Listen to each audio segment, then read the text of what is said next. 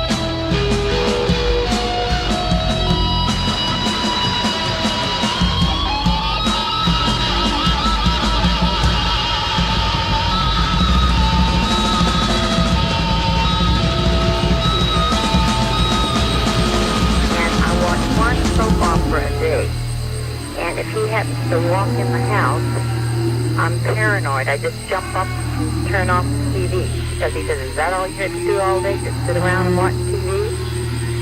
And I love to travel. So I've mentioned traveling to him. And finances are no problem. And he said he did all the traveling that he wanted to do while he was in the service.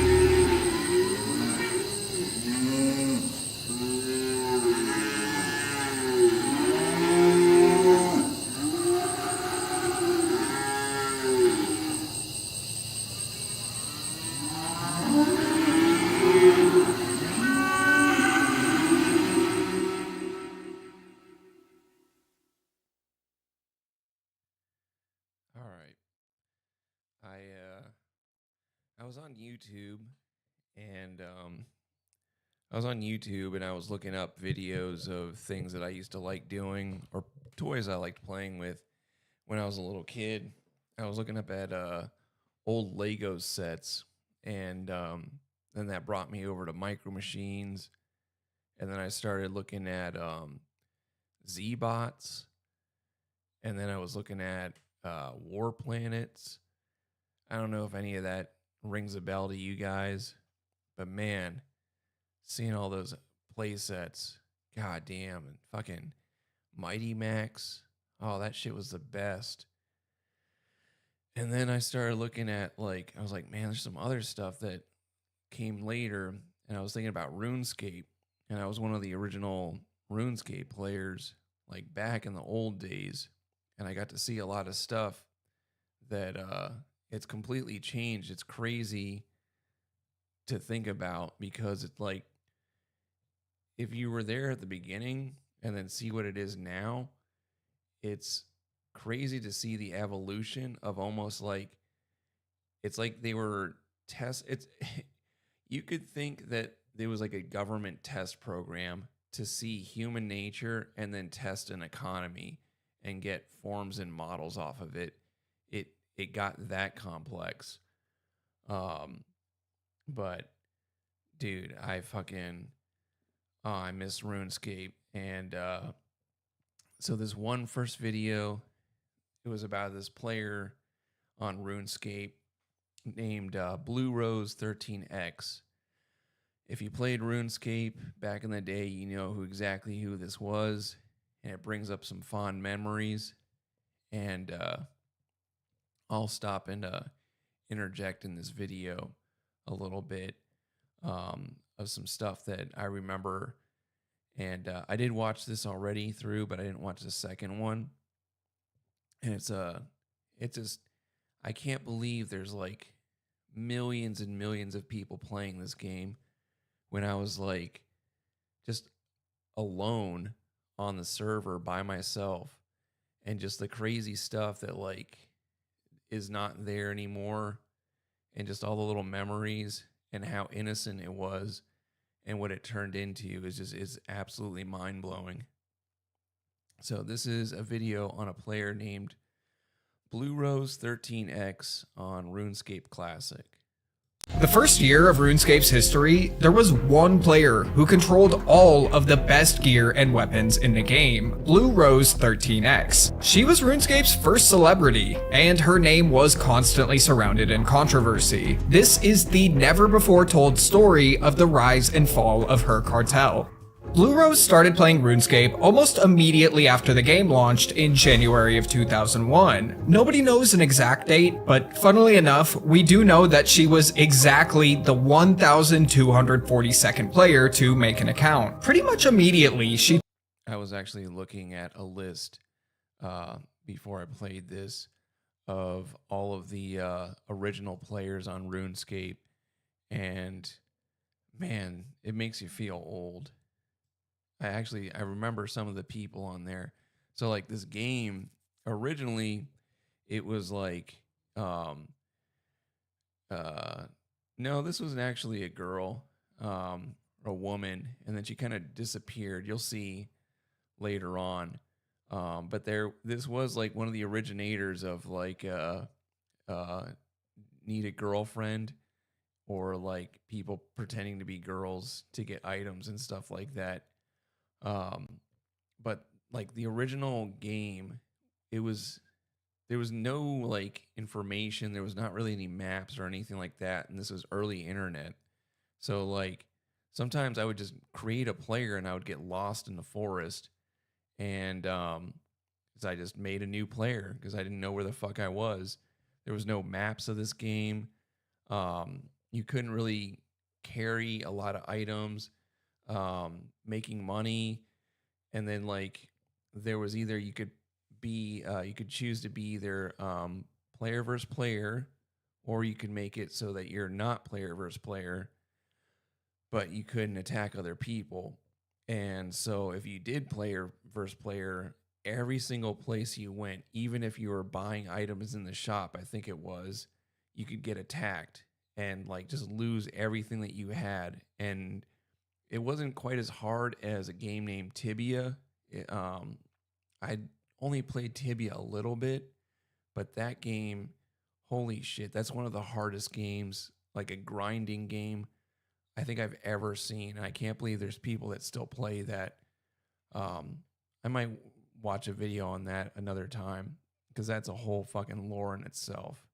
took an interest in the mining and smithing skills that few players were training at the time due to how tedious they were. While mining, she met another player named Demonic. Demonic was a founding member of a mining and smithing clan called Steel Corporation Inc. This Oh man, that brings back memories. So Steel Corporation.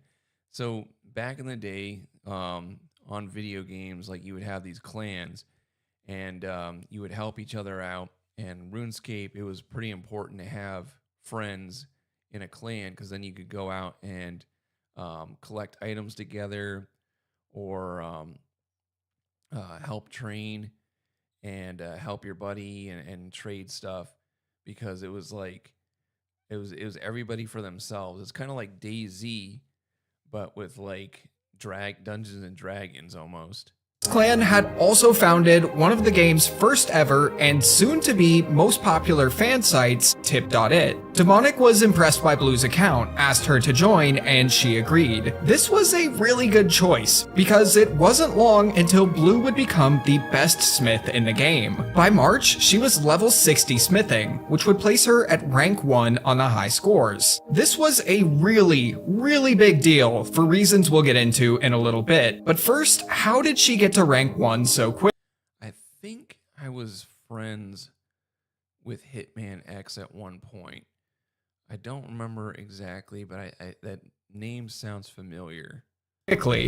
The early levels were likely done by herself, just mining the ores she needed, smelting them at a furnace, and smithing them at an anvil. Later, she was partially funded by Steel Corp. Demonic would mine ores and run them over to her at a furnace for free, so she didn't have to spend any time mining. But why would he do that? Demonic was just a few smithing levels behind Blue, so why not keep the ores to himself and raise his own level? Well, Blue's rank of Demonic's babe on the Tip.it forums might explain things. Pretty soon after they met, they started dating. They even met in person once, but didn't know what to talk about, so they just quietly played RuneScape together instead. Blue's smithing level, 60. Her and Demonic's chemistry level, solid 12. When Demonic was busy, Blue Rose also had another unnamed player who would mine for her, although this player would quit the game soon after. It's also likely she used the profit she made from selling her smith goods and bought some of the ore she needed from random players. Regardless of how she got the ore, she would soon become the most important person in RuneScape because of her high level. Smithing was the key to success and wealth in the game at the time. But why? Well, the biggest reason smithing was so important is that, unlike today, most of the gear in the game couldn't be purchased in shops or dropped by monsters. You had to make it yourself or buy it from other players who could. The game also revolved around player versus player combat. When you signed up for a RuneScape account, you had the option of being a PKer or a non-PKer. PKers would have player versus player combat enabled everywhere at all times except for Lumbridge. Non-PKers were safe everywhere, but were missing out on the most exciting content the game had to offer at the time. You could switch between being a PKer and non-PKer twice, and then your final choice would become permanent. At the time, banks could also only hold coins, so death was a really big setback. If you died, you'd lose every item you owned aside from your 3 most valuable. PKers with the strongest gear would have a huge advantage over others and have the best chance at defending their items. Imagine not being able to use a bank these days with how many important items exist now. Who would want to play like that? Yeah, so the only thing you could do was go to like these general shops and like sell items to get money, and that's pretty much all like the options you had, or trade with someone else. That just sounds terrible. The only way to get the best gear was to get it from Blue. She had become the go-to smither for just about everyone in RuneScape. Players would bring her the materials needed to make the item they wanted, and she would smith it for them for free. It was a win for both sides, as players would get the items they wanted and she would get free XP. Blue's smithing service became so popular that she became the game's first celebrity. Anyone who played the game for a considerable amount of time knew her name. She was sort of like Zezima before Zezima started playing. She became so well known that players on the Tip.it forums would even begin to write fan fiction about her, although she very understandably didn't like that. So like the Tip.it forums, that was like they had maps and then guides on how to do things and quest guides later on. And then the big thing that was really important was trading. So like the way to make money was like she was doing was making items, and they would sell like ore. You would sell like bars and ore to other people that you mined, and that's the only way you could like move up in the world. It was really fucking difficult. While Blue's services saved players countless hours of smithing, there's actually a service that can save you countless hours in the kitchen. Today's sponsor, Factor, and change your order description. The game's only volunteer moderator at the time, Rab, says that half of his job was handling Blue Rose in person and close enough to hang up with you. Players would also begin signing up with usernames that looked like hers, stand near her in game, and try to steal resources from players who weren't paying close enough attention when trying to use Blue's services. The game's only volunteer moderator at the time, Rab, says that half of his job was handling Blue Rose impersonators. Before he was given the power to ban players, he would teleport them to the moderator room on top of Al-Kharid's palace. And there was only like there was 4 servers at most, I think, at the original like year. It was 2 or 3, and then they added another one, and then later on they had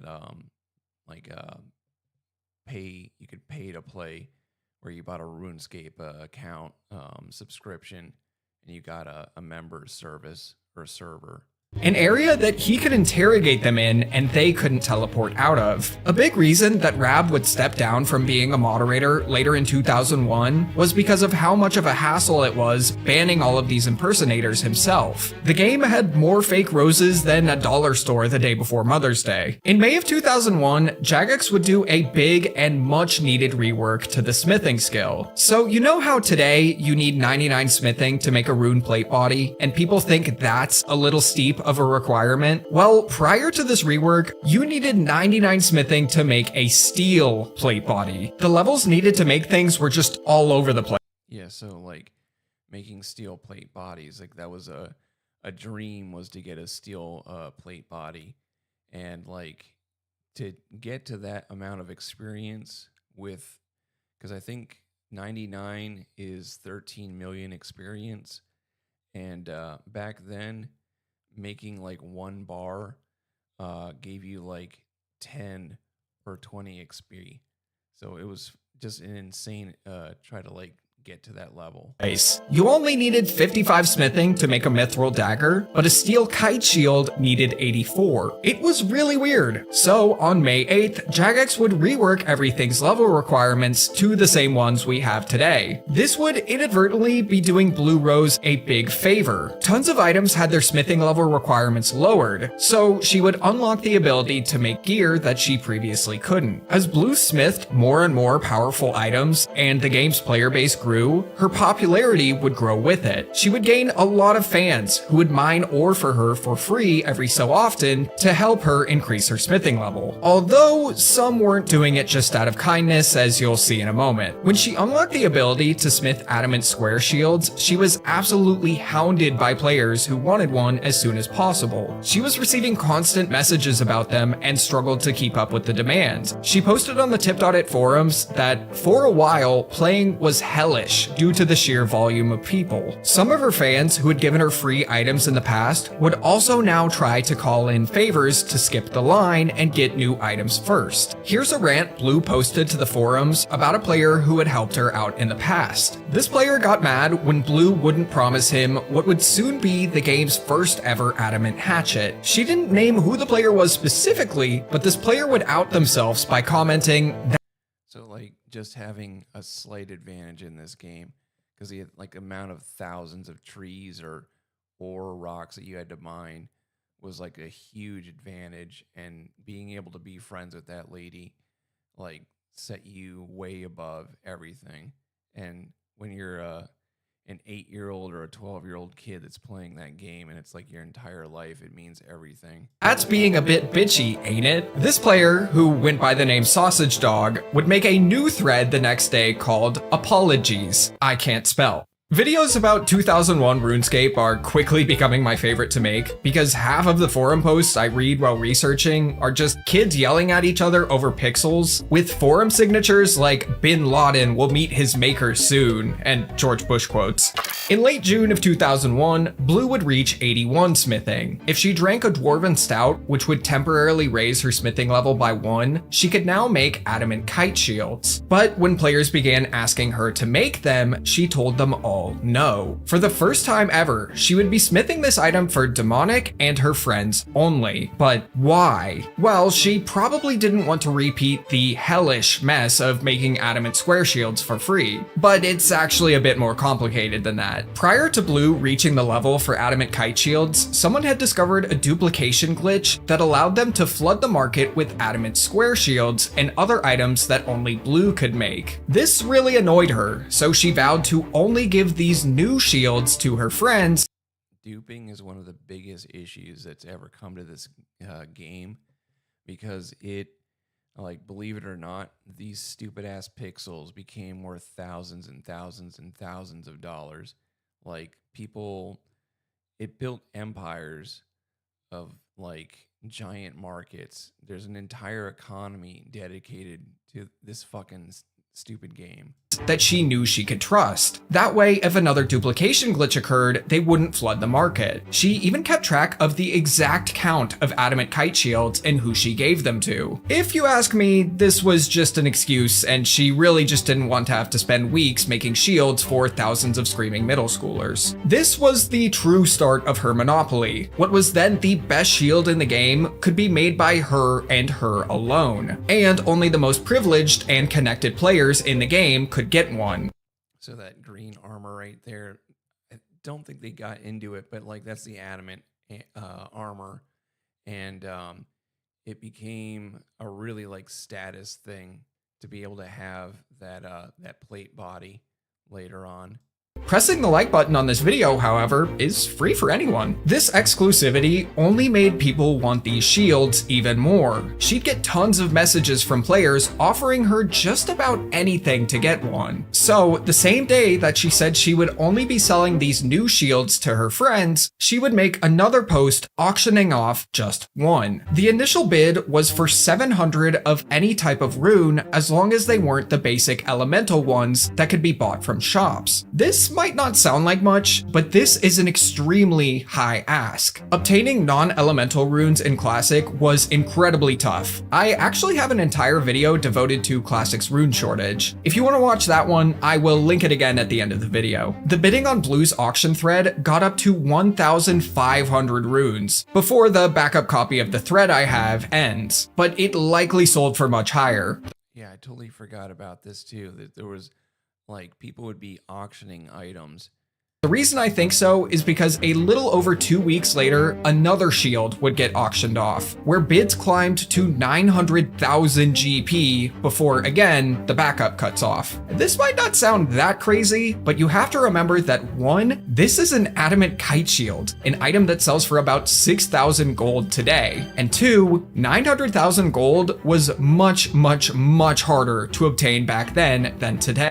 The other thing too is in this game, if you're watching these two bozos fight each other, so the only way that you could heal was to eat something, but to be able to eat something in a fight, you had to wait 3 turns back and forth between fighting somebody. So if they were really like overpowered with a weapon and you didn't have a chance to run away and eat something before they could go and attack you, you were really fucked. Hey, the adamant kite wasn't even that much better than the widely available adamant square shield, but people were willing to pay anything to be someone who had the best shield in the game. Think of it like people who own the Third Age pickaxe today. It's the same exact thing as a dragon pickaxe, but sells for 12 billion GP. Except there's a small piece of information I've left out until now. The icon of the adamant kite shield that I've been showing is actually just what it looked like in your inventory. When you actually equipped the shield, it looked exactly the same as an adamant square shield. The real adamant kite shield was the friends you made along the way, because only they could confirm to others that you actually owned one. Now knowing how much money she could make, Blue's attitude when it came to adamant kite shields and every new item she could smith going forward would change. She would smith you anything you wanted if you could make her an offer she was interested in. The two main things that she wanted were ores and runes, and lots of them. Her prices weren't cheap, but if you wanted the best of the best, you had no other choice. Now, keep in mind that banks could still only hold coins. So how could you trade, let's say, 500 coal to her when you could only hold 30 items at a time? Some of you classic players might be thinking, why not use certificates? So those certificates that he's talking about is you would have to go and then trade in your fucking items to go and exchange them for notes, kind of like the Federal Reserve. You changed out your physical things for paper, and then you have to go over and over again, like repeat by like right clicking and then selecting the option, and you have to do that each time and remind you that there was no banking in this, so you had to find a way to go and store your items, and it was such a fucking clusterfuck. By speaking to NPCs known as certers, you could turn raw resources into certificates. So actually one time when they were still using this cert thing on the game, I found a guy that I was trying to make a item that he explains later on this video, and I traded a bunch of stuff for this axe, and the guy misread what I was giving him. I wasn't trying to cheat him out of it. I showed him what I had, and he thought that I had like, I don't know, something like there was an extra 0 he thought I had. So he gave me this axe for like a fraction of what it was worth, and I completely fucked him over, not even intentionally. And then boy was he sad when he realized what he had done, and good luck getting that back from me. Certificates were basically a primitive form of banknotes. If you gave 5 pieces of coal to Giles in Draenor, he would give you 1 coal certificate. You could then trade the certificate to another player, they could turn it back into Giles, and get 5 pieces of coal. These certificates would also stack. You could technically be holding 500 pieces of coal by having 100 coal certificates, and it would only take up 1 inventory slot. Problem solved! Except certificates didn't exist until December of 2001. So the only way to trade 500 pieces of coal would be to trade some to Blue, mine some more, trade that over, mine some more, and so on. This just wouldn't work. It was too time consuming, so Blue had to get creative. She wanted all of the items traded over to her in the form of mules. Mules were accounts made with the sole purpose of holding items. If you wanted to trade 500 coal, you'd sign up for 17 RuneScape accounts. You'd mine the coal on your main account and trade it all over to each mule account until the inventories were all full of coal. Then you would send the login details of each account to Blue. She'd log in and trade the coal to her main account as she needed it, and she would give you whatever item you purchased. That may sound absolutely nuts and overcomplicated, but it was legitimately the best way of trading bulk amounts of items at the time. Also, luckily, Does this like mind anyone of what like our current monetary system is based off of? And they're not going to get into it, but like later on in this game, it becomes that they have like a grand exchange and like a world market throughout the entire game server, and then over multiple servers, all of it's conjoined. And then you have bidding auctions, and then you can literally look at like the economy and the graphs of like what items are worth. Things would be worth a certain amount at one point, and then something would happen in the game and everything would dump, like a stock market drop. It's still fucking crazy. I haven't logged in for a few days or years, I'm sorry, but like it's insane how if you look at it, it almost seems like it was a planned government or somebody planned this to get information on how people function. Membership didn't exist yet, so you weren't spending your whole allowance on this process. Around this time, Blue would also sign up for her own mule accounts. She would have one or a few accounts mining resources, and then have her mules run them over to wherever her main account was smithing. Playing like this was actually a common practice at the time, even if it sounds incredibly cheaty, and quite a few of the game's top players would do it. The game's creator, Andrew Gower, didn't like it, but nobody was actually banned for it.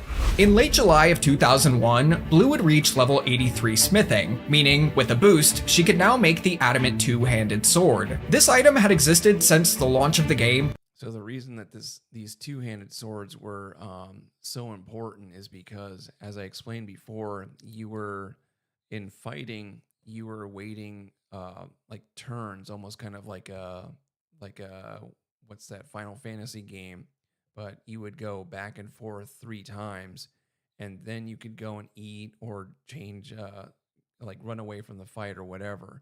So if somebody had this weapon and they could, what would often be called as 3-hit killing, or less, then they'd go and steal all your items and kill you and get everything that you had on you. So it was better to be able to go and inflict a bunch of damage than to go and have like a long sword and a shield on you.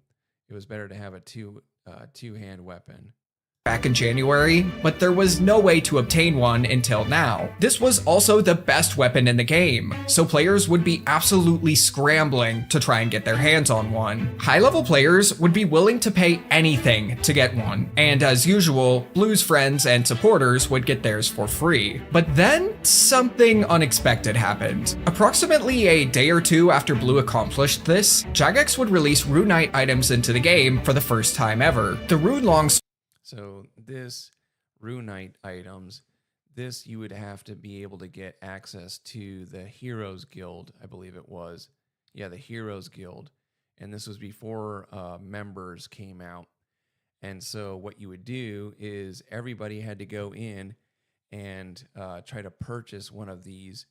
And the thing is that they would only, like, someone would buy one, and then you'd have to wait for it to respawn in the store.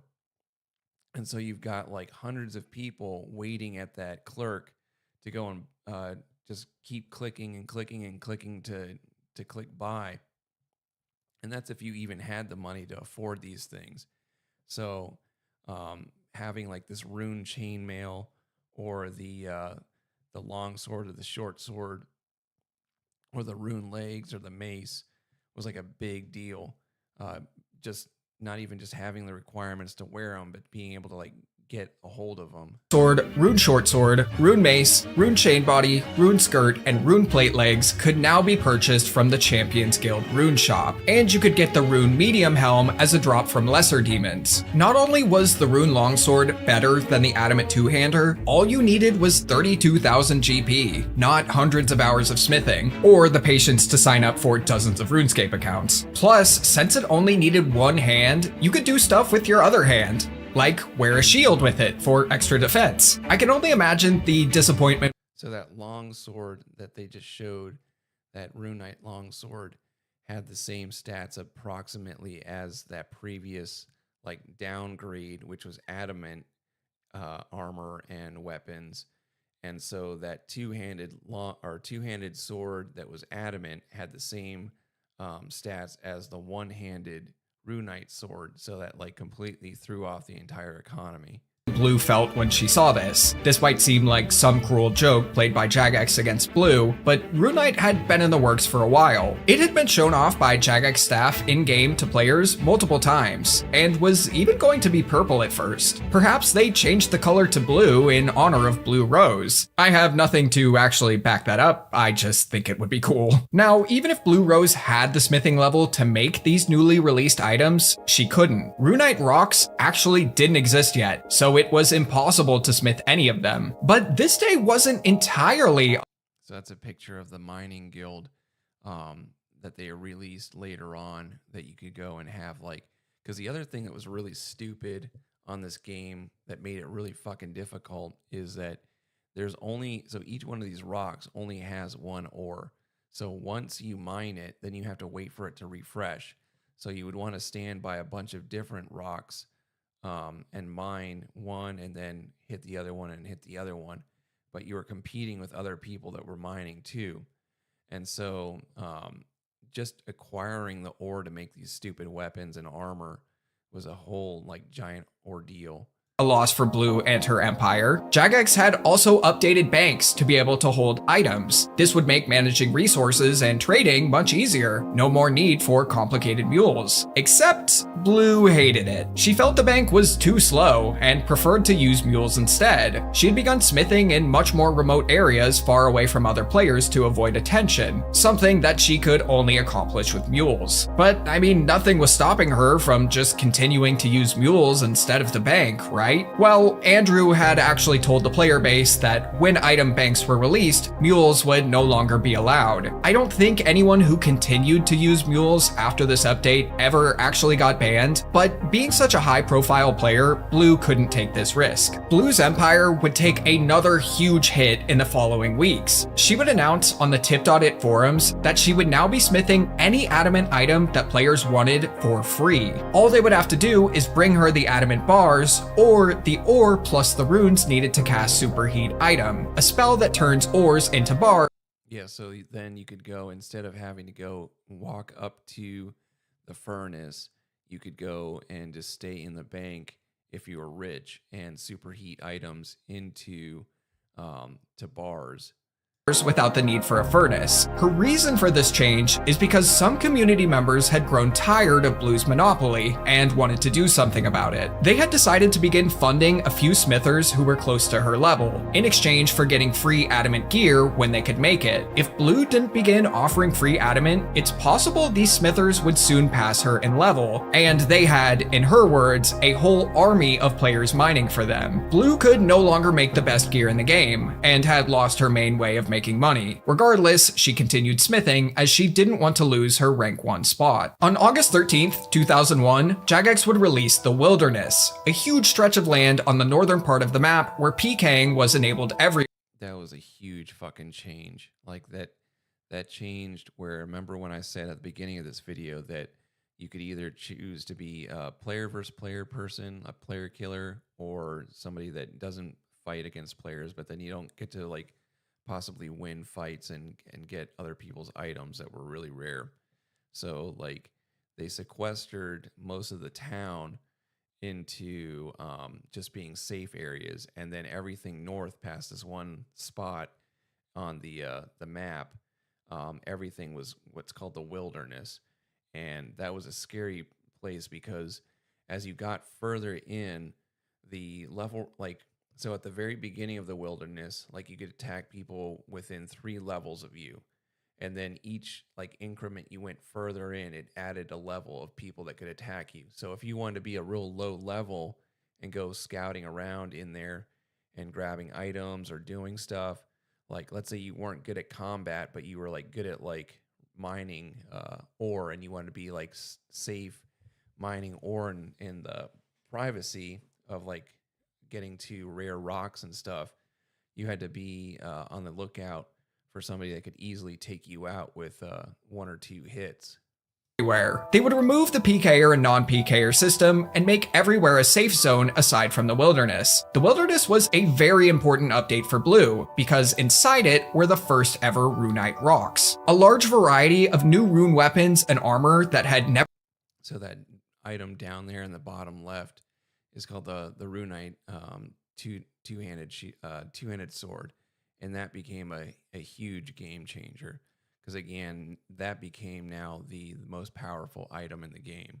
Never been released before would now be smithable too. At the time, Blue was 84 smithing, so with a Dwarven Stout, she'd be able to boost to 85, the exact level needed to smelt runite ore into runite bars. However, she was far from the mining level needed to mine runite, 85. Those are fucking poison red spiders. Those things, like, they were low level, and like fighting them today would be nothing. But like having to deal with those things, and then also because they're poison spiders, you had to carry an antidote.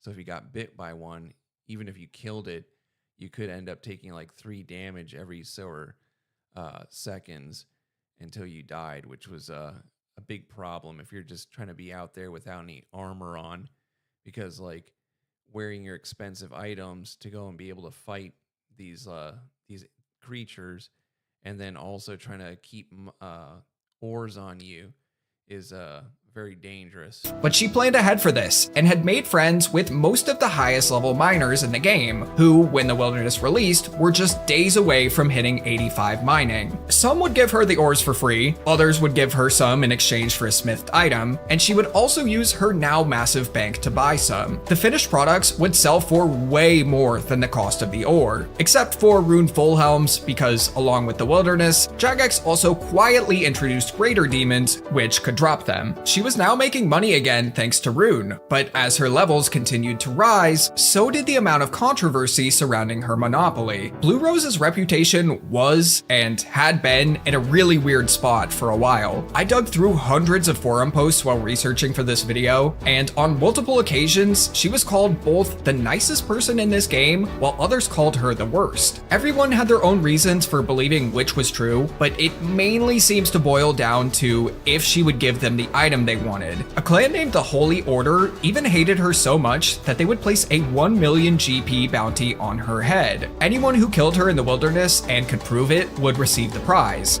Yeah, so now when she was out there making items or mining stuff out in private, out in the woods, now she had to worry about like entire servers. Like think of hundreds of people out there just wanting to kill you for either the sake of it or getting money in a virtual game, just to claim the prize. And then all you're trying to do is just be out there mining ore. Unfortunately, whether they paid up or not has been lost to time. On September 22nd, 2001, Blue would reach 92 smithing, meaning with a boost, she could now make the rune square shield, the new best shield available. Knowing how crazy players went for adamant kite shields, they'd lose their minds for the first rune shield in the game. Blue could make absolute bank off of these, but much like with adamant kites, she once again said she wouldn't be making any, except for some for Demonic and her friends. In a forum post, she explains why. To be honest, I've seen enough of the two-faced nasty side of too many RuneScape players through free smithing to even consider making them widely available. It's plain as day, 85% of people are just polite to my face to get what they want to make a profit. She was no longer worried about other smiths catching up. By making adamant items for the general public for free, she had crushed their plans and severely stunted their leveling. Plus, she could still make money without making rune squares, as other rune items were still in demand. Although, much like with adamant kite shields, she would quickly change her mind. She would post 2 days later, "I may as well trade the odd rune square. I'm damned if I do and damned if I don't, so I'll just do what I damn well feel like." She was right. If she kept the shields exclusive, players would complain that they couldn't have one. But if she sold the shields to the public, they would just complain that her prices were too high. One day after Blue unlocked Rune Square shields, her haters would get a big reason to celebrate. On September 23rd, 2001, Jagex would release the Dragon Slayer. So, oh man, this shit to 12-year-old or 13-year-old me was the most horrifying, terrifying thing I could have in my life, was trying to beat this fucking dragon. Because like I said, you have to like survive 3 hits, and like to level up to fight this thing, I think it was like, I don't know, 70 or 50 or something like that. And like, yeah, I think it was like a 79 level item or dragon. And like you had to go through a whole quest just to get to it, and then you had to survive going through these like high level skeletons. And then once you get past the skeletons, you open this door and you're stuck in there with this fucking dragon, and the door locks. So the only way to get out is either dying or fighting this thing. And to get the food that would heal you enough to survive this fight either required you to be a very high level fishing level and be able to cook that food, and then or you had to be able to go and buy it and stack your inventory with it to go and defeat this stupid ass dragon. quest, and along with it, a new shop where you could purchase the rune plate mail body. This would be a big blow to her potential profits. If this item had never been released in this shop and players had to wait for Blue to get 99 smithing to make them, I'm almost certain she would have earned hundreds of millions of GP selling them. Instead, anyone could buy one for just 65,000 coins. Fun fact, the reason that the price of 65,000 was chosen was because the max cash stack at the time was just 65,535 coins. If you picked up any more than that, it would actually start a second stack of coins in your inventory. On September 28th, 2001, Blue would achieve 99 magic. She had been using all of the runes she was given in exchange for her smithing services to level the skill. Not only was she the second person ever to get a 99, it was in one of the most expensive skills in the game. It was a great day for Blue, even if she didn't see the level up message in chat due to how many people were surrounding her asking for a rune square shield. Now, with magic out of the way, she set her sights on crafting, and future items she sold would often need to be paid for in crafting materials. Throughout the course of October and November, she would slowly continue to gain levels, unlocking more and more powerful weapons and armor. Thankfully for her, Jagex wouldn't release any new rune items in shops or from monsters during this time. By the end of November, she had managed to reach level 98 smithing, meaning with a boost, she could now smith every item in the game. Most notably, the powerful rune two-handed sword, the new best weapon in the game. Players report that the first few swords sold anywhere from 1 to 3 million. So I remember getting 3 million for one of these fucking things. It was out of control to be able to fucking get one of these. And then, like, to be able to have one was such a huge status symbol. I mean, like, being a 12-year-old with this fucking stupid pixelated sword was like, might as well be driving a fucking McLaren. GP each. But seeing as how much the adamant kite shield sold for earlier in this video, I wouldn't be surprised if they sold for even higher. Much like adamant square shields and adamant kite shields, the rune longsword and rune two-hander looked exactly the same. So if you wanted to lie to people that you were rich, you just wear a rune longsword without a shield. I know some of you watching did this. It's okay though, I know I would have done it too. Although, unlike the shields from before, the two-hander was an incredibly strong upgrade over the longsword, so its high pricing made a lot more sense. On December 13th, 2001, Blue Rose would finally reach her goal of 99 smithing. This would make her the first person ever to have 2 99s in the game. Despite having more wealth than she knew what to do with, she would continue to play RuneScape for the next few years, and even reached rank 2 on the overall high scores in May of 2002. But as more time went on, her influence and name recognition would dramatically fade. Other players would also reach 99 smithing in the following months, such as Musashi 20. So this guy, Musashi 22, I remember him. So what he would do is, as Blue Rose was doing earlier, is you would bring him the bars, and then he would go and smith the items for you at the anvil. And so, like, I was able to get my hands on some of these runite ore and runite bars, and have this guy. What you would do is you give them to his friend named Irish, and then he would hold on to them and then give them, and you guys all waited in line to get yourself a rune two-handed sword or whatever it was that you wanted him to make. And then because he didn't have the levels, you had to give him certain things that would boost his levels sometimes to get to the to be able to make that item until he was able to smith enough stuff that he was high enough to not need it. And even some guy named Zezima. This would cause Zezima is he became the #1 player in all things on that game, and I don't know where he ranks now or if he still plays, but he was like, once he came in, he was like the first to have like 99 in every single thing, and like the most powerful player in the game. If you saw him walking around, it was like you were like gobstopped or gobsmacked.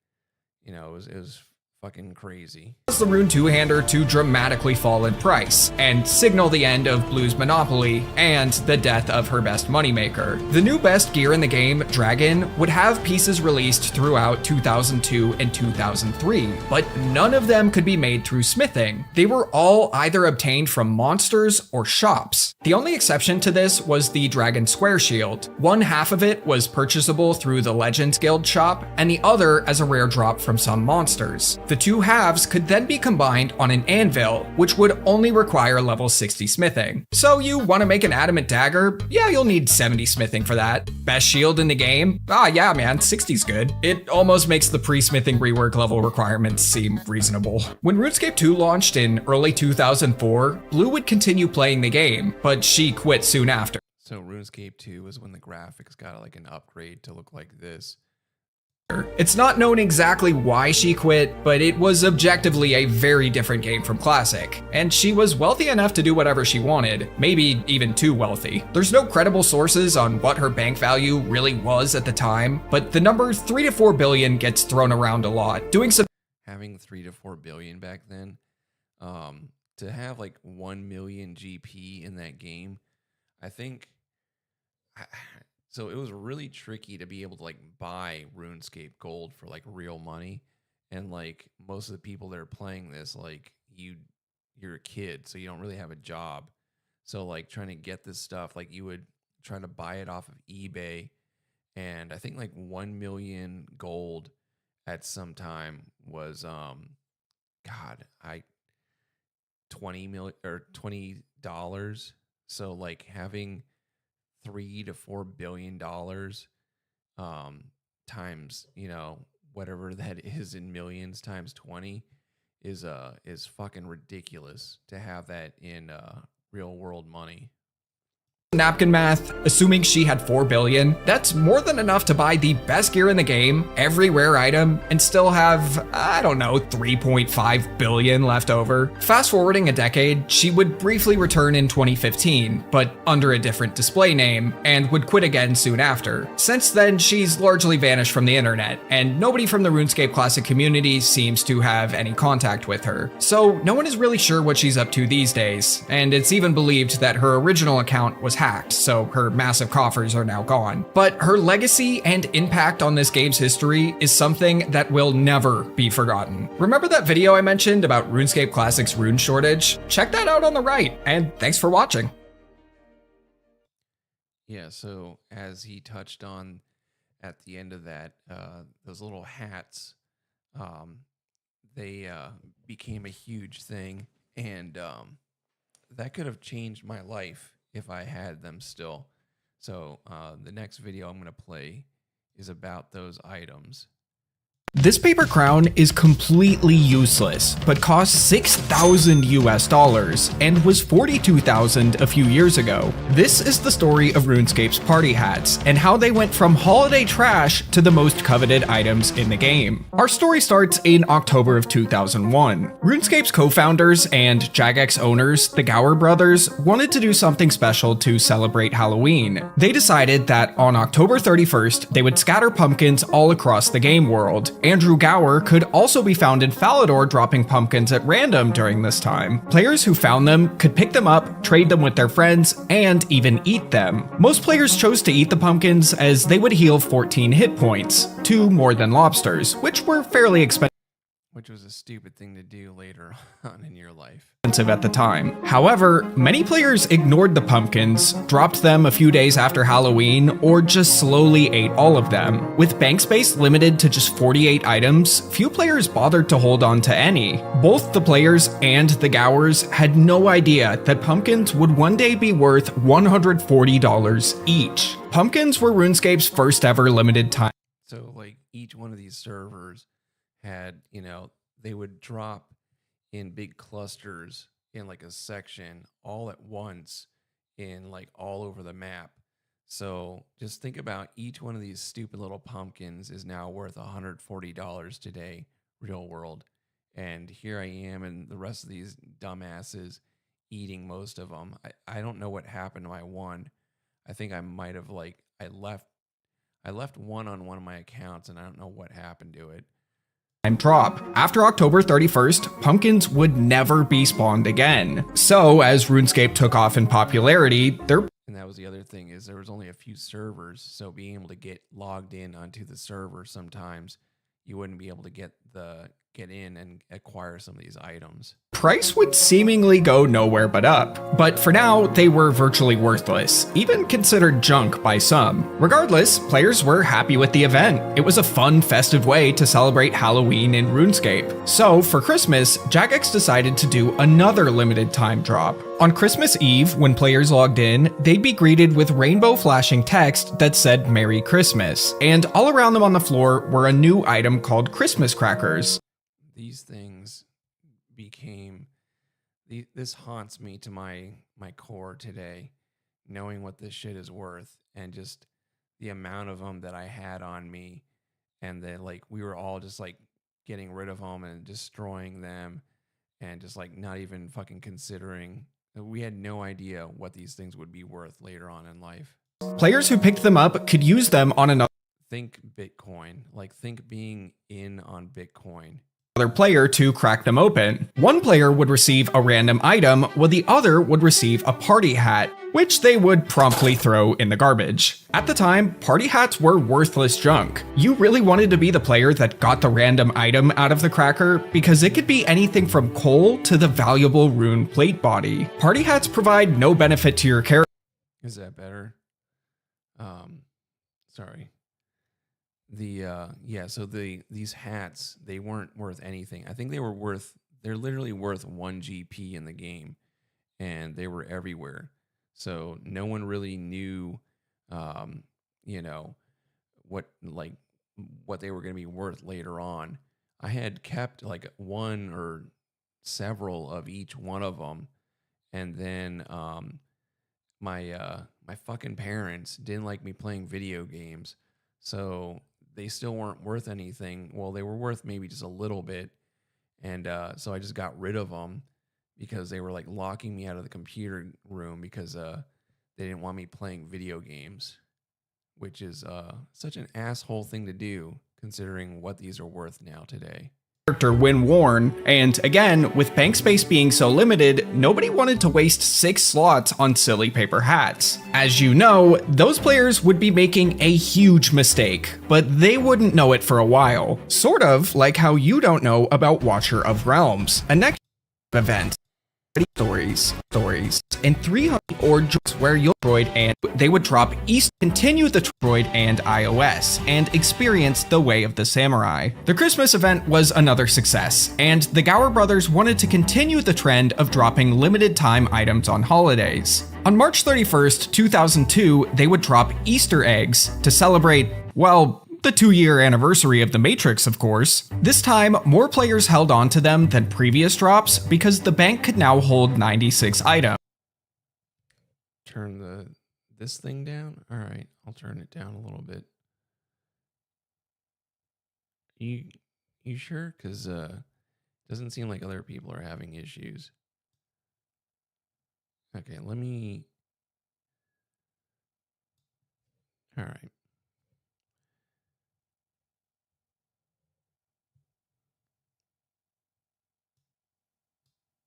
How's that? Does that sound better now? Or 144 if you paid for membership. Like pumpkins, they weren't entirely useless, as they healed 11 hit points. And who would say no to free food when you have so much space for it? On October 31st, 2002, Jagex would drop 3 different colored Halloween masks to celebrate the holiday. This event was functional. So I remember this. This is what it looked like. What happened was you would be walking around, and then all of a sudden it would say that Happy Halloween or something, and sorry, my nose. And then all of these like would drop around you. So if you were in the server by yourself, like I was, and I had a completely open inventory, I had all these things drop around me. So I had like 40 of these masks, like each, in my my bank account on there, which later on became worth quite a bit of money. The same as previous ones, but players' attitudes towards it were very different. By now, most of the player base had realized that old holiday items wouldn't be re-releasing, since pumpkins didn't return for Halloween. So they would hoard these new masks in hopes of getting rich off of them in the future. Over the last few months, party hats and Christmas crackers had risen in value by a fair amount. Generally, they were all selling for around 100,000 to 200,000 gold. Unlike pumpkins and Easter eggs, party hats were a wearable sign of wealth that could be shown off. So there was a fair amount of demand for them, especially since the player base had grown a lot since their release. There were thousands of players who weren't playing when party hats released that now wanted them. Now, Jagex didn't like that holiday events had turned into a time of hoarding wealth. So, on December 25th, 2002, along with dropping Santa hats for Christmas, they would ask players to be generous with them. If you manage to get more than one, then please consider giving them to your friends as Christmas presents. Of course, you can sell them, but that's not really the spirit of Christmas. As you might have expected, players didn't listen. The only thing rarer than a limited time holiday item was a player willing to give one out for free. Jagex knew they needed to make a change to how these drops worked. On April 20th, 2003, Jagex would drop bunny ears all over RuneScape. So the bunny ears, those were an item that you could wear, and but you couldn't really trade it. It wasn't tradable, just like there was a scythe that you got for the next Halloween. And unfortunately, because the game had gotten so much more popular, and being able to get onto a computer during like the couple of days that this event was going on, even though my character is old enough to have been around to have this, I don't get to have the status of wearing these stupid ears or carrying around the scythe that I was clearly around there for, because they didn't just populate it in your inventory, which is a really dick move. The smell of money was in the air, and players logged in excited to stock up on an item that would surely make them rich in a few years. They'd pick up their first pair, but when they went to pick up a second, they'd receive a message in their chat box. You don't need another set of bunny ears, you only have one head. Not only had Jagex limited each player to— And that thing right there in the inventory next to the ears is a sleeping bag. It was some temporary stupid idea that they had, that after it wasn't hard enough to go and level up in the game, that they had to go and make this thing where you had to go and rest. So you had to carry around a sleeping bag or find a bed to be able to go and rest and then start training again, which was just the fucking most annoying thing. Only owning one pair of ears, they were also untradeable, meaning they were impossible to buy and sell. Although this would lead to some complaints, it solved the problem of players hoarding the items and still let them have a bit of fun. On October 31st, 2003, the holiday drops would continue with the Scythe, an item that you could once again only own one of and not trade. But this time, there were a lot more complaints. Scythes were dropped at times when most of the United States was still asleep. Since they couldn't be traded, that meant most players had missed out on scythes for— Yeah, that was fucking bullshit. I'm still angry about not being able to have one of those forever. But Andrew Gower, for the first time ever, gave in to the complaints and would drop scythes again on November 2nd at more US-friendly times. In the background, past holiday items had continued to rise at an astounding pace. Christmas crackers were now worth a shocking 20 million gold, and party hats sold for 4 to 18 million depending on the color. Every other rare item was still less than a million though, as they either couldn't be worn and shown off or had been hoarded. Party hats were seemingly going nowhere but up, but they were about to lose all of their value. In November of 2003, a player named 6 Feet Under was attempting to find a way to trade scythes using a RuneScape cheating program called AutoRune. Ultimately, he was unsuccessful, but in the process, accidentally discovered a glitch that would allow him to make just about any item in the game out of thin air as many times as he wanted. He shared this glitch with a few friends, and just hours later, they had created and dropped thousands of Christmas crackers and party hats. Jagex was furious and banned the accounts of everyone involved and attempted to remove any cheated in items from the game, but a lot of them slipped through the cracks. So it went and that completely changed the game, because at one point it used to be that purple or pink party hats were the rarest one. And then after that, like they duplicated so many of the pink party hats that it like completely crashed the entire economy of what they were worth. Overnight, party hats and Christmas crackers would plummet in value to near worthless. When the dust settled a few days later, they bounced back to around 2 to 6 million GP each, but the glitch had changed their rarity forever. The purple party hat was previously the most expensive party hat, as it had the lowest pull rate from Christmas crackers. But because the glitchers created so many, it was now the most common party hat, and would be the least expensive one for about the next 2 decades. Instead, the second rarest party hat you could get from crackers, the blue party hat, would now be the most valuable.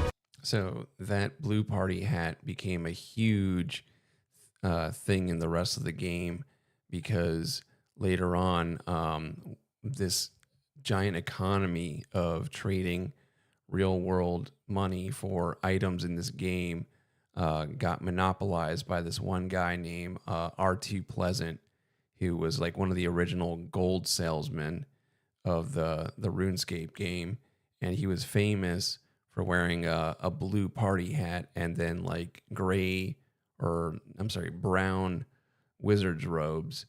And so they ended up actually kind of incorporating him into the game as an evil character later on.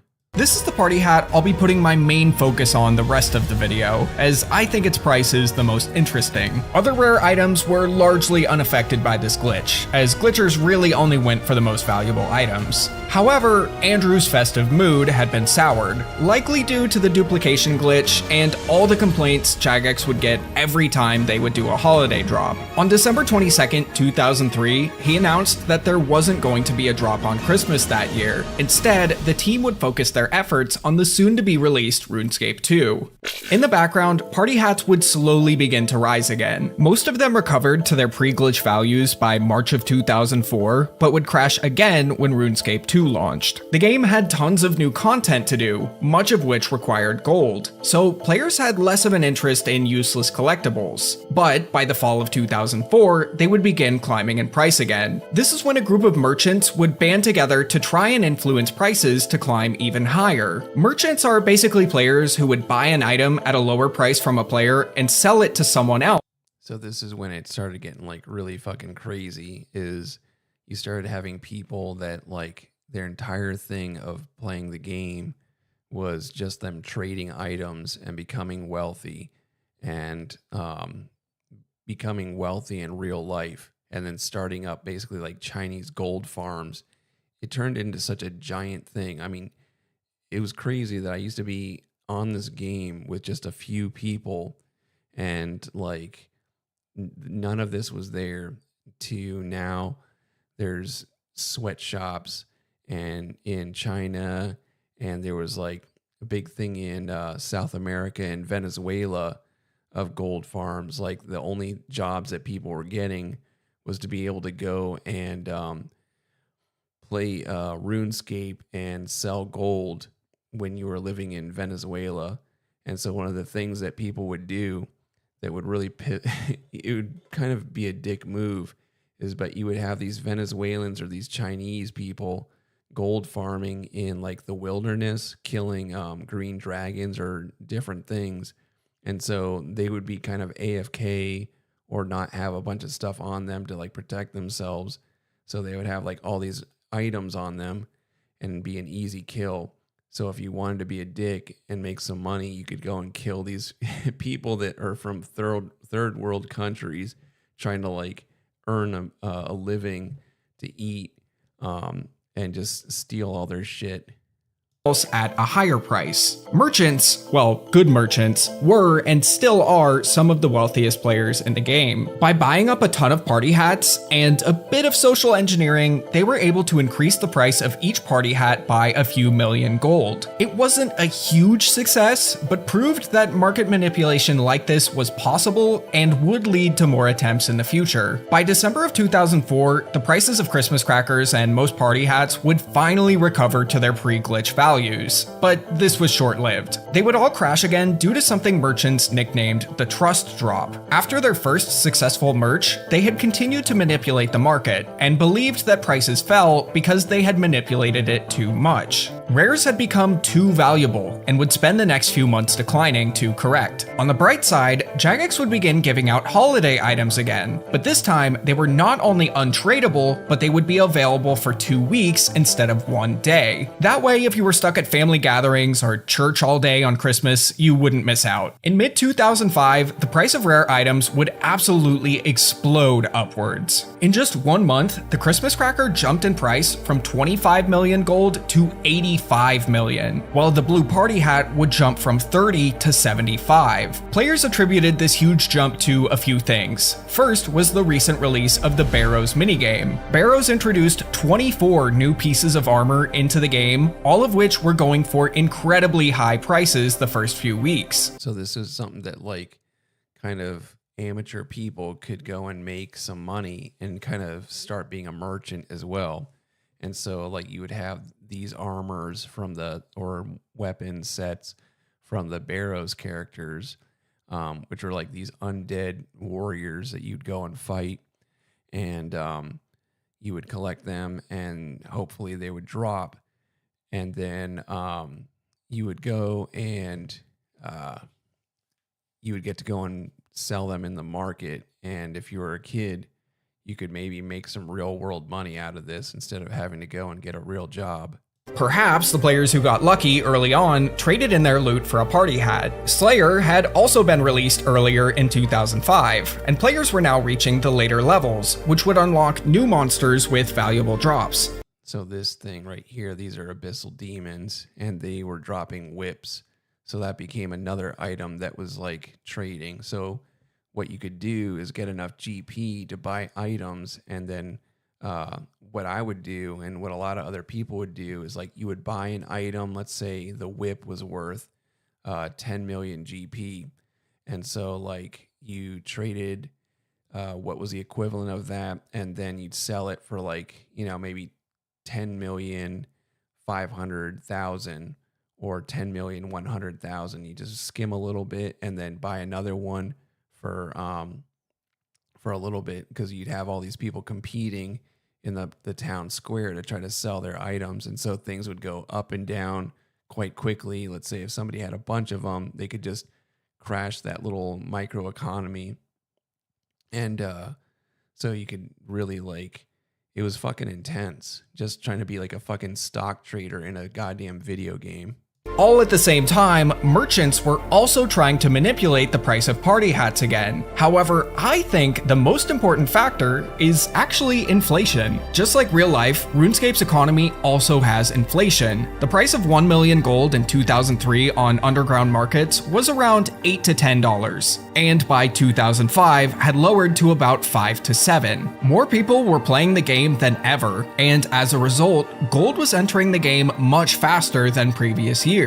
Combine all these factors, and it absolutely makes sense why prices skyrocketed. They would drop quickly in the coming weeks, but they still settled for much higher than before. Around this time, something kinda odd would happen. For the first time, a party hat would be consistently worth more than the Christmas cracker, the blue party hat. This is because it was both one of the most desirable colors and, like I mentioned earlier, the second rarest one to get from crackers. Think of it like how a first edition Charizard sells for more than the packs it comes from. You could get a Charizard by opening a pack, but the odds are low, so people will just spend more money to get the card they want instead of gambling for it. Throughout the rest of 2005, rares would continue to rise in value to heights never seen before. By the end of the year, the blue party hat was worth a whopping 100 million GP. Again, I'd attribute this to merchants, the rising player base, and inflation, but by now, rares were running into a new problem. In the last few years, thousands of them had disappeared from the game forever. Many players had lost their rares by dying while wearing them, getting banned, forgetting their passwords, and even accidentally casting the high alchemy spell on them, which would turn them into 1 GP each. The last one is just tragic, but it did happen. It's part of the reason a little warning screen pops up whenever you try and alch something valuable these days. Throughout 2006, party hats would continue to rise, but there were a number of updates that would disrupt the market. First was the launch of skill capes. Every skill in the game now had a cape that you could only wear if you were level 99 in that skill. Owning even one of these was a huge flex. People would offload their valuable items to pay for the materials needed to reach 99 in the more expensive skills. Third Age armor would also launch this year. Incredibly rare armor, mainly worn to show that you're wealthy, that could only be earned by completing treasure trails or by buying it from someone else.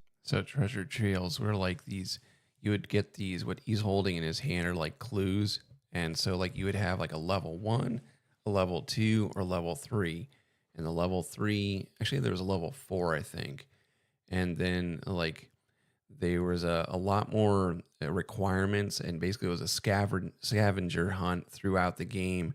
You had to complete like difficult, like really difficult puzzles, or find the coordinates of something, and then you dig up in that area, and then you'd have to like fight a monster, and then hopefully after going through all of that, you could go and receive a reward of one of these really rare items. And the thing that sucked is you could only have one of these of each tier level of the clues on you. But like it was a real game changer to be able to kind of make money again.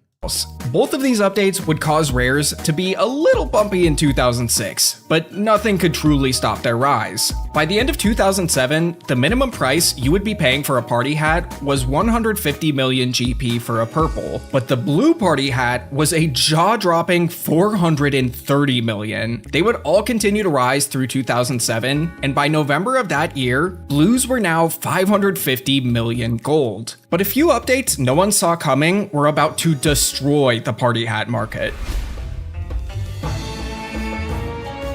Oh, this fucking place.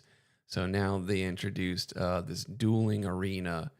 And so people, this, not only did you have real world money already being involved in this, but now this introduced gambling. So now there's literal gambling going on in there, and people would stake items and fight against each other. And this still is a huge thing right now. There's a lot of people that became really wealthy and famous off of this, that like now they're became like huge YouTubers and went off of this, but like they made their money originally from doing these fucking dueling or staking, is what they called it. The duel arena in the last few years had become one of the most popular activities in RuneScape. Here, you could fight other players in 1v1 combat for fun or for money. You could wager items or GP before starting a duel, and whoever won would receive both players' wagers. Party hats had become extremely popular items to wager duels with. If you've been playing RuneScape for a while, I'm sure you remember seeing videos of these high-stakes duels back in the day. Not only were they exciting to participate in, other players just couldn't look away, especially if it was a Nightmare RH video.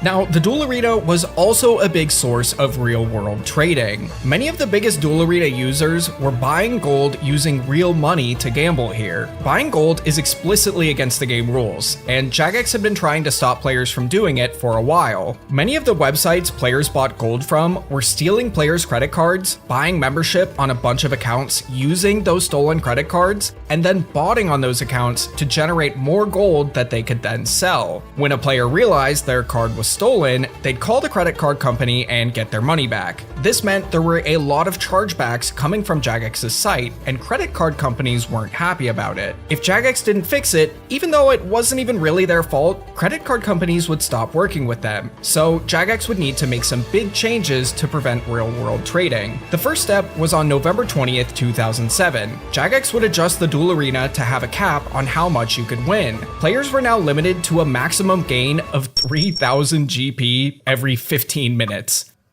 I don't really want this.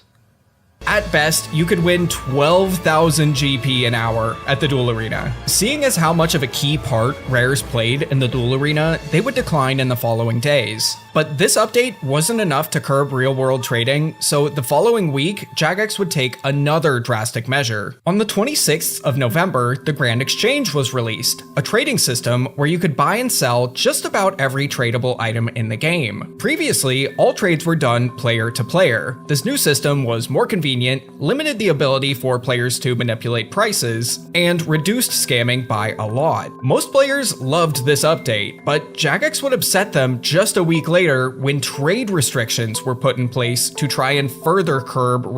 So then there was this. They had limits of how much items you could buy, and then also I think, you could only buy certain amounts of items. So like you couldn't basically be like, what's it called, committing arbitrage in the game to go and like auction off stuff at like very micro levels. So like, let's say you can now have access to trading with millions of people at once. And so what you could do is then put up a bunch of items or buy a bunch of items for like, let's say the maximum price is 25 GP. And so you put in a price of 23 GP and buy a shit ton of stuff. And then you sell it for 24 GP. And then if you had purchased a lot of that's basically like a stock, you'd make a shit ton of money really quick. And you just keep doing that.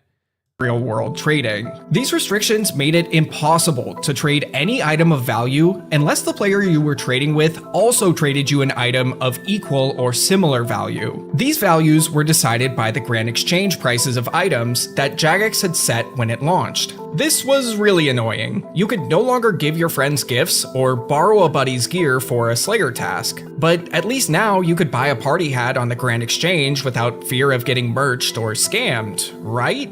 Well, yes, but actually no. Jagex messed up and party hats were actually impossible to buy or sell on the Grand Exchange. This is where things get weird. Jagex had set the prices of party hats too high when the Grand Exchange launched. The launch of the Grand Exchange and removal of free trade made them crash much harder than Jagex expected. As a result, the price for a blue party hat on the Grand Exchange was way higher than what players actually valued it at. The Grand Exchange listed a blue party hat at 380 million gold, but in players' minds, it was only really worth about 200. Now, that might not seem like much of a problem if you know how the Grand Exchange works today. If it's worth 200 mil, even if the price says 380, put in an offer for 200, and if someone is selling at that price, it should buy anyway, right? The listed price would, over time, correct down to its actual value of 200 mil. Well, things worked differently in 2007. So Jagex's blue party hat set to 380 mil, right? If you put in an offer of 200 mil, your offer would never actually complete, because all offers back then had to be within 5% of the item's current Grand Exchange price. 200 mil would be way too low of an offer, even if that's what the player base felt the item should be priced at. So if everyone values the blue party hat at 200 mil and Jagex says no, it's 380, then what happens? Well, nobody can buy and sell them on the Grand Exchange. Players would go back to the old-fashioned way of trading, player to player. Because of the trade restrictions, they would now have to pad their trades with junk items. These are items that the Grand Exchange valued highly, but were actually fairly useless. So, to buy a blue party hat, you'd give the seller 200 million gold and 180 million gold worth of junk.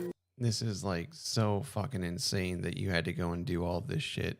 It's so fucking awful. If this sounds like a terrible system, it's because it is, but it was the player's only option. Imagine you pull up to a Ferrari dealership, hand the dealer a check for 200K, and then you have your buddy in a U-Haul dump 300 pounds of Beanie Babies on their lot. In this world, the dealer would happily shake your hand, hand you the keys, and you'd be on your way. Party hats had become a pretty unappealing item. Getting enough junk to be able to buy one was a huge task, especially when you needed so much of it. They were even considered untradeable untradeable for a while because of this. Owners were more or less stuck with this unsellable, useless paper crown. Although it wasn't all bad times for them. In July of 2008, Jagex introduced the lending feature. You could temporarily lend an item to another player for up to 72 hours, with no risk of being scammed. When time was up, the item would return to your account. Around this time, rare item owners would make decent money lending out their items for a small fee. I personally remember paying a couple $100K to borrow a Santa hat back then for about 4 hours. Good use of money? No, but I sure looked cool in that RuneScape music video that I never finished making. As a result of nobody using the GE to trade party hats, their prices would stay exactly the same for months. For nearly a year, the blue party hat was listed at 380 million gold on the Grand Exchange. In September of 2008, Jagex decided it was finally time to fix their pricing. On September 29th, they would adjust the Grand Exchange and party hats would slowly start moving downwards closer to their street price. But how would they actually start moving in the first place? This part is just a theory, but I think if nobody bought or sold a party hat on that day using the GE, their prices would be lowered by 1%. This would happen until players would begin using the Grand Exchange to trade them again. Throughout the rest of 2008 and early 2009, This is so crazy how like it's so much like real life, because around around that time in the stock world, up until Trump was the president and they eliminated this rule, you had to go and wait a couple of days before you could go and sell stocks. So if you had bought, let's say, a stock one day for $25, and then you wanted to sell it immediately because all of a sudden the price changed to now the thing was worth $100 the next day, you couldn't do anything about it because you couldn't sell it. And then like the only way to sell that stock is you had to go and already have that already purchased. So one that had already cleared that time. So it was like, it's a fucking nightmare. party hat Grand Exchange prices would slowly sink until they met the street prices and value. In July, the blue party hat would bottom out at 300 million gold and begin to slowly rise again. It would do this all the way until February of 2011, where it would reach a whopping 700 million gold. An insane number, but things were about to get even crazier. Jagex announced that the trade restrictions were going to be lifted. Along with this, they would make some massive changes to the Grand Exchange. The item price that showed when you went to buy or sell an item would now just be Jagex's suggested price. Players could buy and sell their items for whatever price they wanted without worrying that their offer would be inactive. Even if Jagex suggested an item was worth 100 coins, you could sell it for 500, so long as someone was willing to pay that much for it. All of a sudden, they'd absolutely explode in price faster than ever before. Before the end of the year, the blue party hat reached an insane price of 2.147 billion gold, the maximum amount of gold that you could hold at a time. This was really exciting, but would also cause a big problem for players looking to buy or sell one, which I'll cover in depth in a moment. For now, Jagex would ignore this problem and do something crazy. They had mentioned in the past that they had no plans to introduce more discontinued tradable rare items into the game due to the headache it caused both developers and players. But Jagex back then wasn't exactly known for keeping their promises. For the first time in nearly a decade, they would begin releasing new limited time rare items. The first of which was the fish mask. Remember this thing? No? Yeah, I don't blame you, it's hideous. Now, I'm not really sure why they would release a discontinued rare item after all this time. Oh, it could only be obtained from the Squeal of Fortune. Oh, so this stupid thing. This is when the company now decided that they were going to get in on making money off of people. So what you would do is you would buy spins, and then it would give you a chance to acquire all the different items on here. And the stuff that you would acquire on here, you could purchase more spins and just keep banking off of that. And then now Jagex, the company that ran the video game, was able to go and actually make money off of people besides of their subscription cost. Hello, Mr. Bertonia. And so I was guilty of buying spins on this, but this is when it became pay to play, and this is when actually the company itself started getting in trouble with the UK government about gambling, and they had to start making laws because of this kind of shit.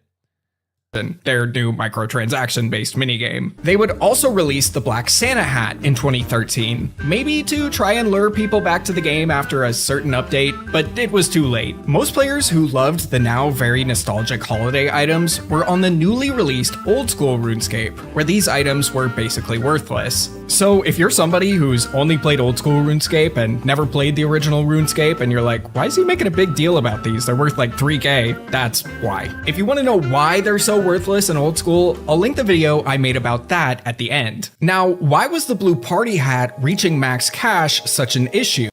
The audio is still a problem. It's weird because it sounds really loud in my headphones. Let me turn my thing down.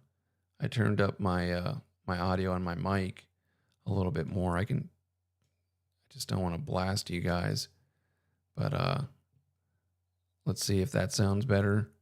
Well, first of all, it could no longer be traded on the Grand Exchange. It's impossible to buy or sell an item for more than the max cash limit, so players would return to the old way of doing business once again, player-to-player trades. They would use an item called Spirit Shards as currency. Spirit Shards can be bought and sold for 25 GP each from an NPC, making it a really solid store of value. They'll always be worth 25 GP each. If you were holding a max stack of shards, you were technically holding 53 billion gold. Problem solved. Except leaving the cozy convenience of the Grand Exchange led to an old problem coming back. Price manipulation would return in full swing. Rich players could once again hoard the stock and set prices at whatever level they wanted much more easily. By 2015, Christmas crackers and every other party hat had passed max cash too. Jagex knew this was a problem, but for now they couldn't do anything. The max cash stack was a technical limitation that would need some major changes to the game in order to increase. So for now, they did nothing, and as you probably expected, street prices of party hats would climb higher and higher than ever before. In the meantime, in 2021, Jagex would release a new party hat to celebrate RuneScape's 20th year anniversary, the Golden Party Hat. This would be a limited time item, and like the other party hats, would never release again and is tradable. Overall, the player base's reaction to this was relatively positive, and it seemed to bring back a number of old players hoping to snag this soon-to-be discontinued item. Over the next few years, they would go crazy with limited time rare items. They would also release the green Santa hat the same year and the purple Halloween mask in 2022.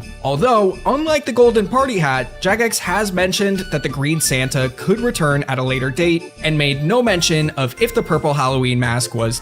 So this right here is another one of these things where you could buy your chances of getting these shards or these whatever these gems are here.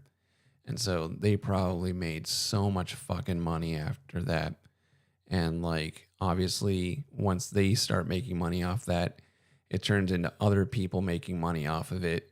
So there's like probably fucking hundreds of millions of dollars that have been made out of this fucking video game that used to be nothing.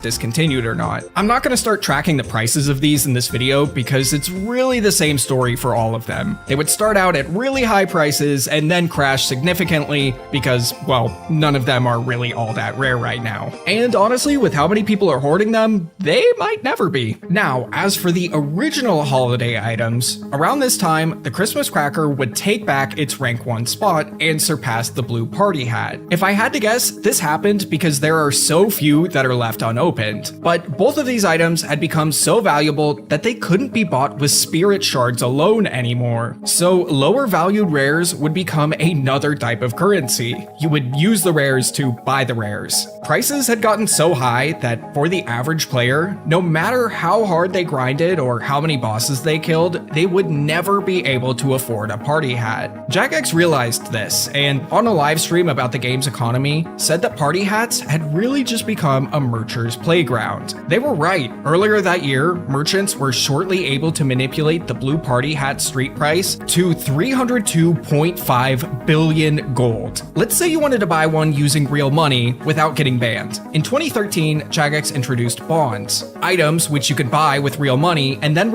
I mean, is this not ridiculous that they introduced the thing called bonds? This is what I was saying from the very beginning of this stream, is like how it's crazy how it just mimics real life. And it went from just being some stupid little thing to tracking people, like how the psychology of people work. You've got all this data of people going from young kid age to playing it as an adult. You introduce economies. You have all of this market manipulation. You have like it's insane the study you could do on this video game. Redeem for membership or sell to other players on the Grand Exchange for GP. At the time, bonds were $6.99 USD and sold for 49.8 million GP each. In total, to buy a blue party hat using only bonds at its peak, you'd be spending about $42,500. Jagex knew that it was finally time to tackle the max cap. Isn't that not crazy? So like I was saying at the beginning of this, is that I used to have a fucking ton of these stupid ass rare items, and I gave them away because my fucking dumbass boomer parents took away my computer. Had I not done that, I would have been in like I would have been in Bitcoin before Bitcoin was around. Problem. On June 12th, 2023, Jagex would increase the maximum number of coins that could be traded on the Grand Exchange from 2.147 billion to 2.147 quintillion. All of a sudden, party hats and crackers could be traded on the Grand Exchange again, and their actual prices would fall hard. In a few weeks, they would all lose 10 to 20% of their value, mainly because they were that overvalued by merchants who had manipulated their prices. In the following months, they would release more tradable holiday items, like the Black Party Hat, Purple Santa Hat, and Orange Halloween Mask, although their prices would follow a similar trend of the other tradable holiday items from years prior. And that's pretty crazy that your friend moved his whole clan to game with him. I was I think the 13th person on this one account that I used to have access to. I say access to is because it wasn't my personal account, but I leveled it up, and I was a 13th person to get to 99 in the game on rune crafting.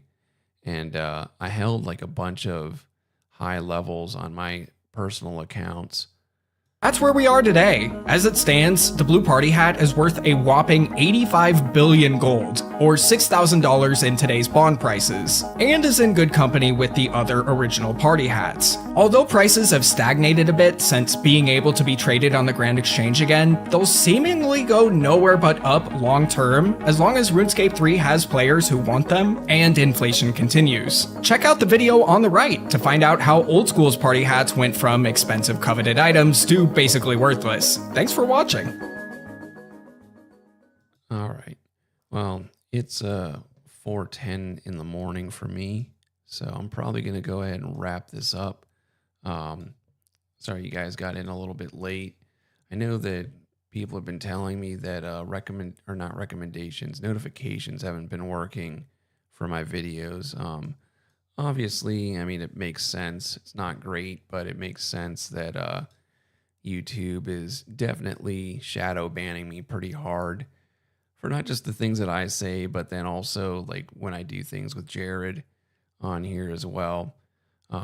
So unfortunately, if you guys don't catch this, while I'm actually live streaming, sorry. I don't know what to do about it. I really don't have any options of like, you know, you can like the stream. I don't know that that makes much of a difference anymore. But I know that like I used to get a lot more views and a lot more interaction. And then sometimes I'll say something and it seems like they punish me and make it less visible. So anyways, I hope you guys enjoyed. It was just a little bit of nostalgia for me. I might do some more videos on either some old games that I played or old toys that I was looking at, YouTube vids from like my childhood. So see you guys later and have a good